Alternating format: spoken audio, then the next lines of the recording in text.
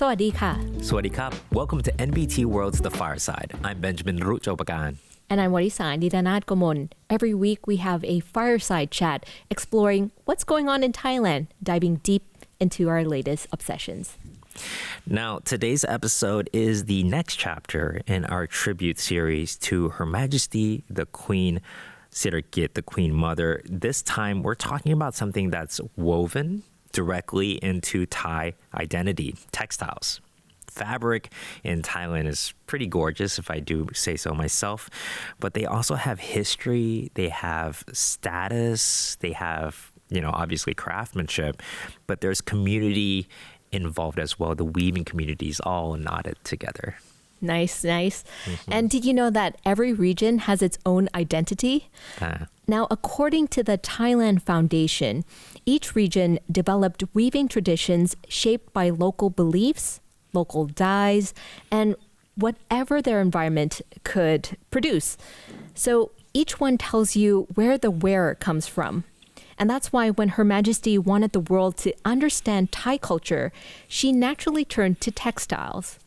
That's right. You can tell so much about a culture and a community from the way they approach their craftsmanship.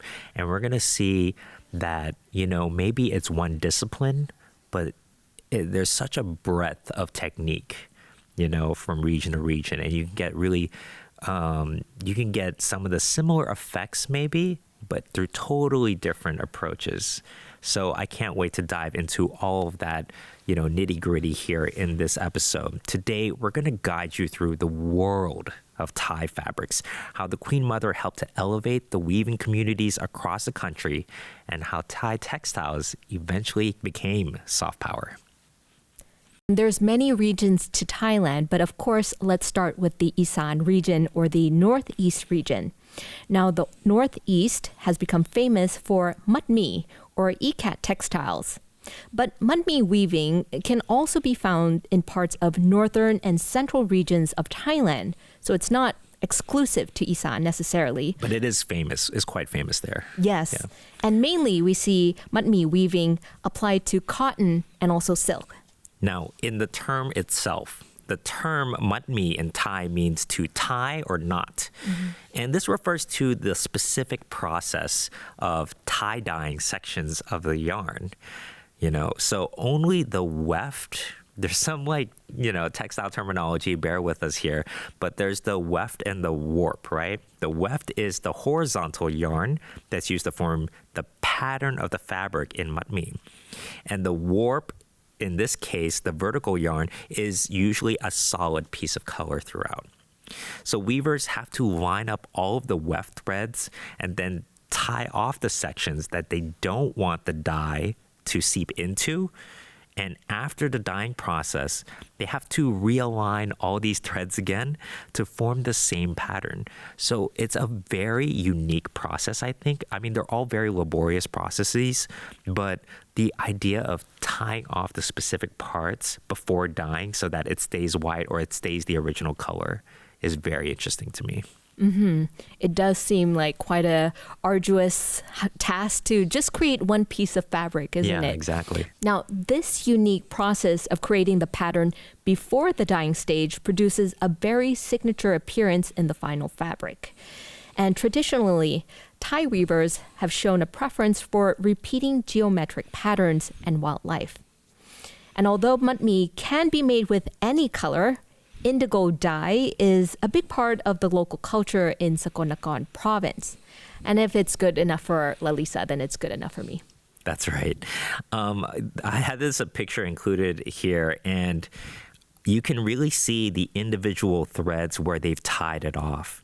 You can see the individual weft threads and how the pattern is really it's almost like, if you think in computer terms, it's like pixelated, So that's what I really like about that you can see the sort of pixelation of the fabric as a result of mudmee weaving.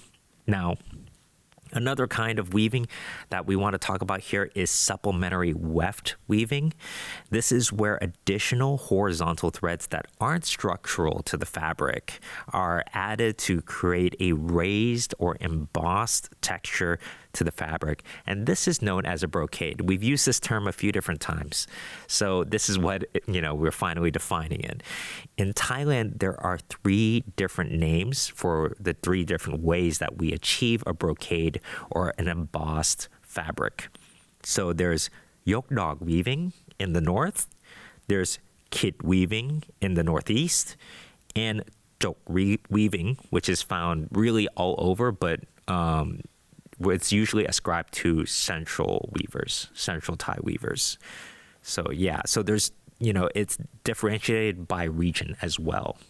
I find it really interesting that we're all in Thailand, but even in the different regions, we have different names for basically a similar method of weaving. That's right. It kind of reminds me we always think that it's a small country, how different could it be culture to culture? But, it kind of reminds me of how all the different accents in the UK, there's 50 different accents in the UK. If you go to the next town, it's a different accent. And versus in the States, it's pretty much the same, state to state. But in Thailand, it's quite different. There's a quite different dialect, a quite different accent. Different cultures even. Yeah. My Thai is not the strongest necessarily. And so as soon as the dialect changes a little bit, I'm lost. Same here. Guilty is charged. Now, the weaving villages, though, in Lamphun province have mastered yokdog, which in Thai refers to the embossed pattern or brocade. Here, the supplementary weft is usually made of a highly valuable material like silk, gold, and silver. Now, this helps the pattern stand out even more from the background fabric. When the fabric uses silk, it's called yokmai. When it uses gold, it's called yoktong. And when it uses silver, it's called yokngun. Basically, it's the direct translation of silk, gold, and silver. Yeah. So Lamphun weavers have a reputation for creating some of the most intricate silk brocade that you can find in Thailand, and the results really speak for themselves.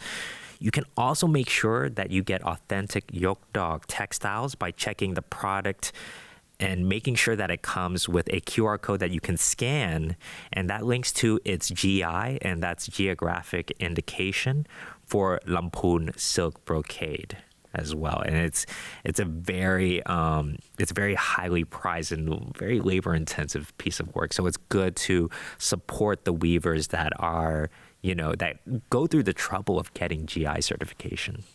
I love that they included the QR code and something that's so traditional. I love when modern and traditional kind of collides. Yes, I love that.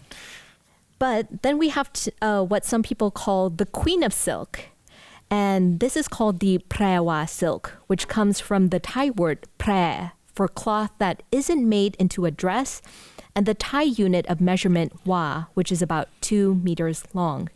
Now, praewa silk is woven by the Pu Thai ethnic minority, which is spread across Laos, Vietnam, and of course, Thailand. Yeah, here in Thailand, their weaving communities in Kalasin province combine several techniques. That includes kit and jok, which we talked about earlier. Now, kit is kind of similar to yokdog. It uses a continuous supplementary weft or a horizontal yarn that goes edge to edge, right? And that's what makes it continuous, but it doesn't necessarily use gold and silver thread. It can also be like cotton on cotton. So the motifs tend to be more geometric as well, So because they're from different regions, they also are inspired by different things in their culture. However, jok weavers will only add the supplementary weft to specific sections. And this is what's known as discontinuous supplementary weft instead of running edge to edge, right? So why is it that, we use the word prae for a cloth that isn't made into a dress? Right, because praewa silk is typically used as a shawl or a sabai that is draped diagonally across the torso. I love that kind of shuttai. It's very classic for girls especially.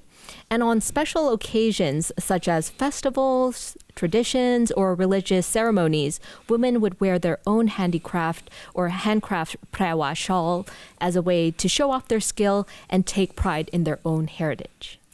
Yeah, I've seen some of these, and what I really love is how they create the contrast. So like the blouse might be all black, and then you get this gorgeously rich shawl, this multicolored shawl that is really intricate, and you can see all the detail, and it's such a stark contrast between the rest of the outfit.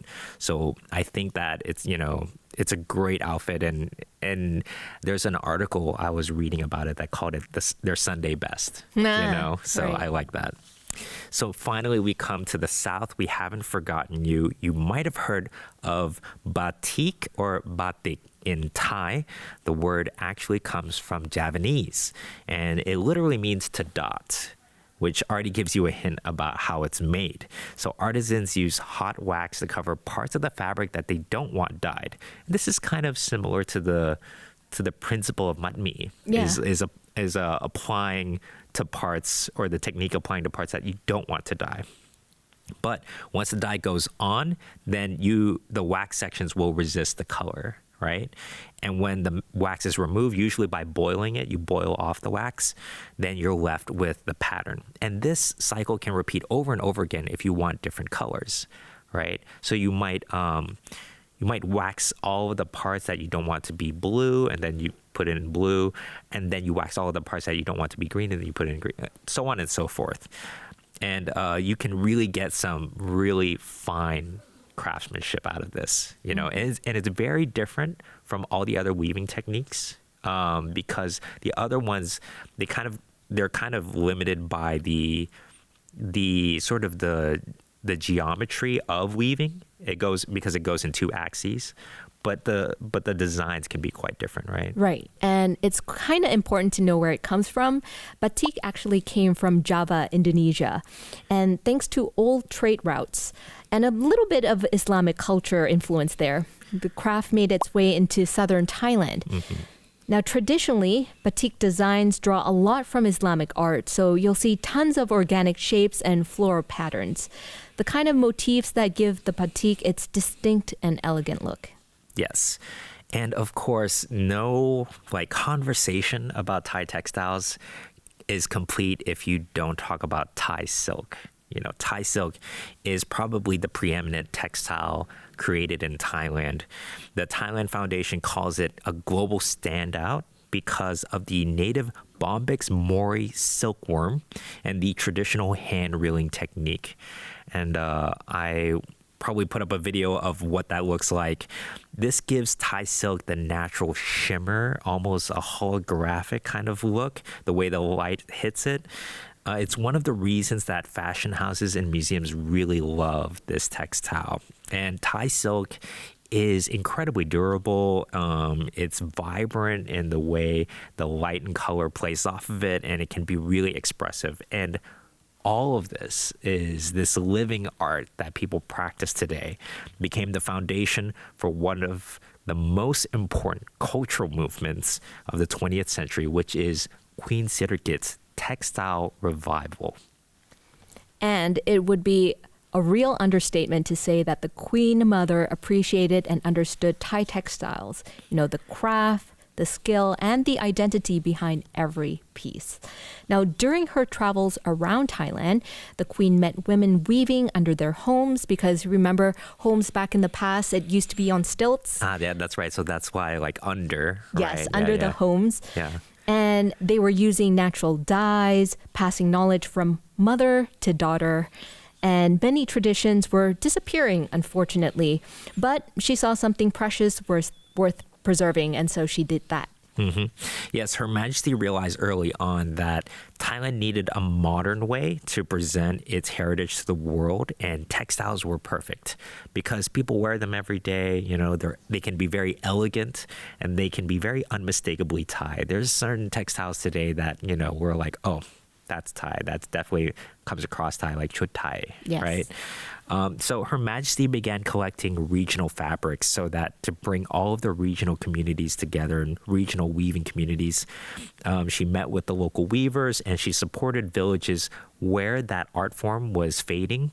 And Then there was a collaboration that really took it to the next level. The Queen started working with Pierre Balmain, the French couturier, his name is famous in Thailand because of how integral he was to the textile revival and to showcasing Thai textiles on the global stage.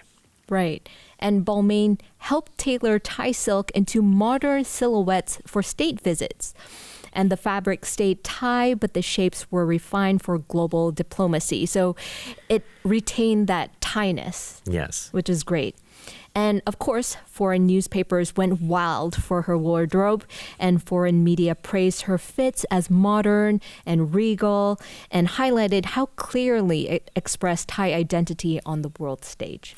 Yeah, there was that incredible global tour by their Majesties, the King and Queen, where they debuted as a couple, as the royal couple for the first time, and her outfits were just all the rage. In every interview, they talked about how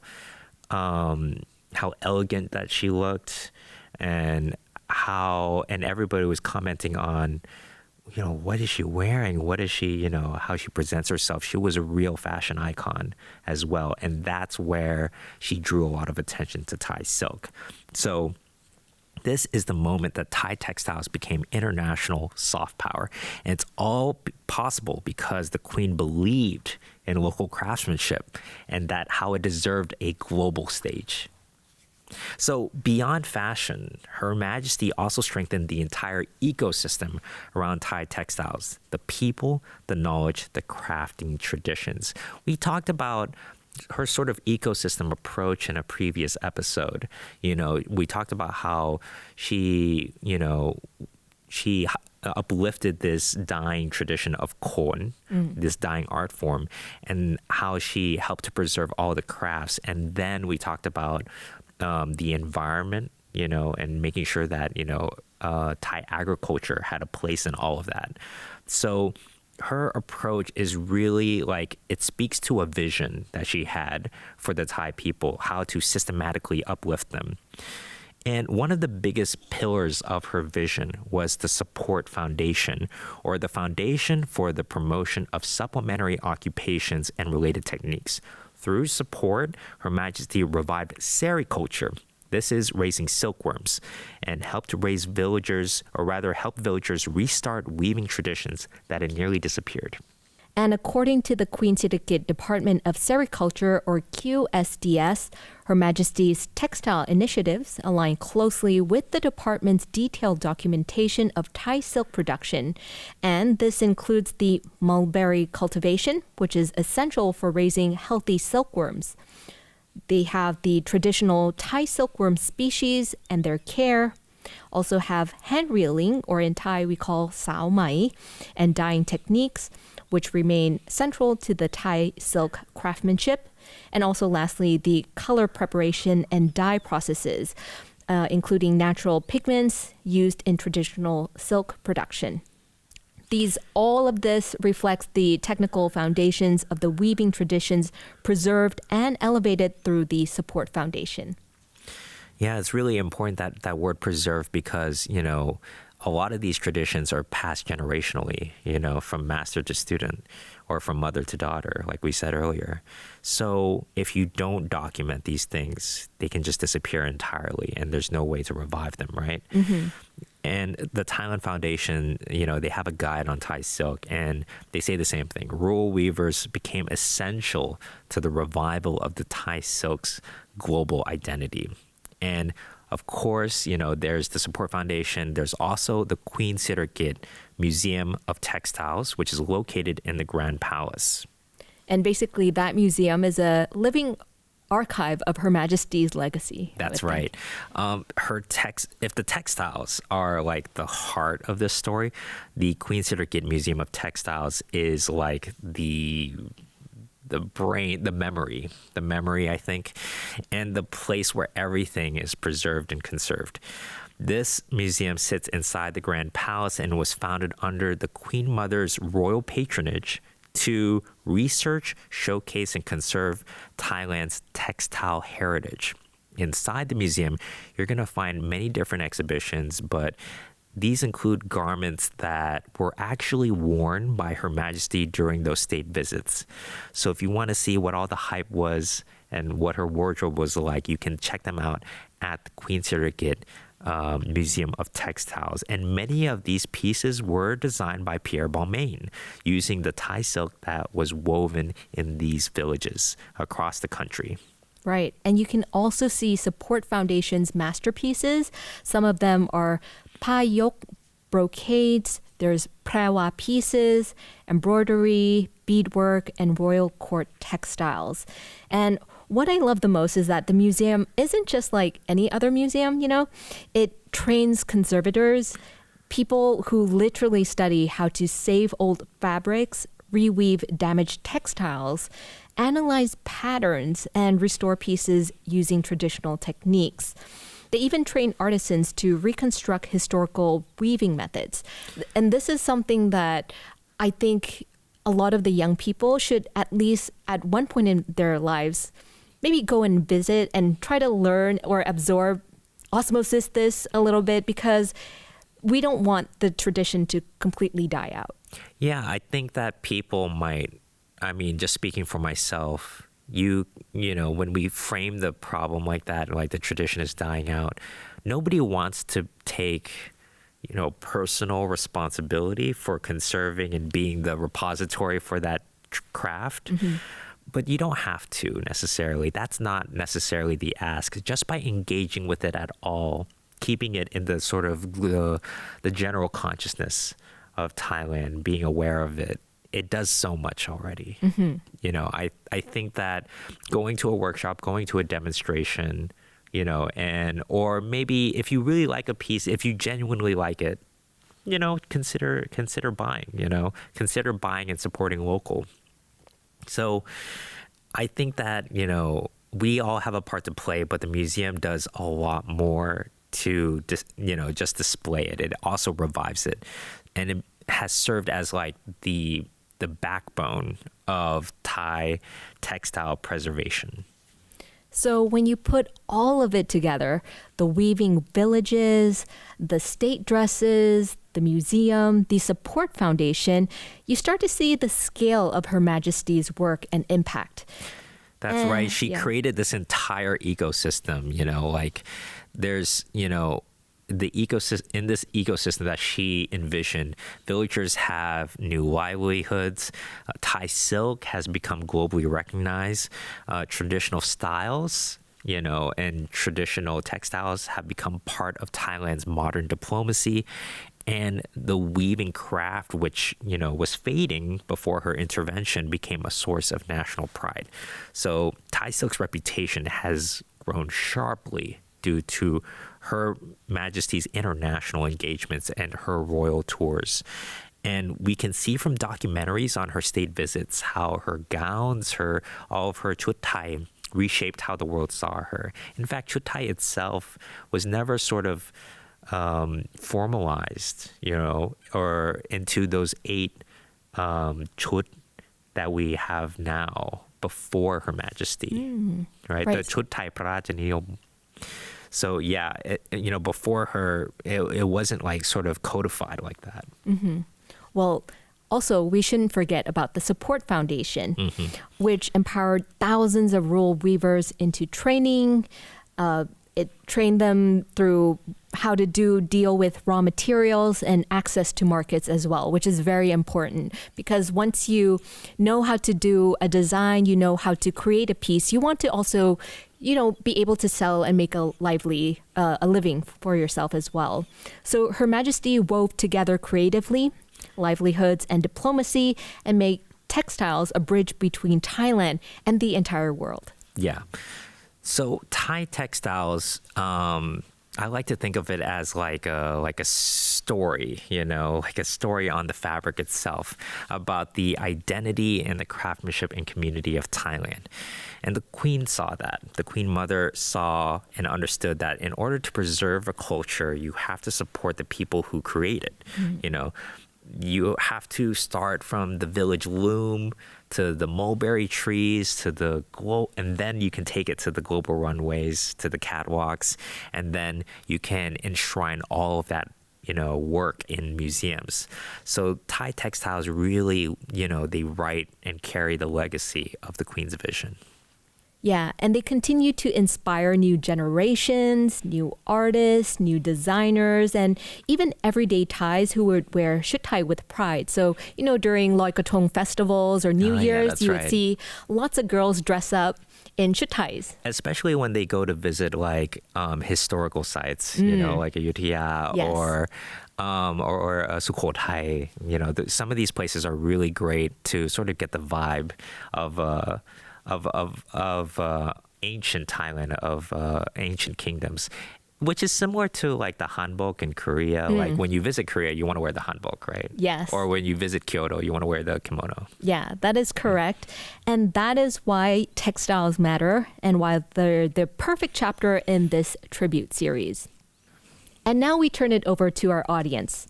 Do you have a favorite Thai textile or weaving tradition from your region? Have you ever worn a shuttai before or visited a weaving community? Let us know in the comment section of NBT World's online channels. You can find us on YouTube, Instagram, Facebook, and Spotify. Thank you so much for watching and see you in the next episode. Bye!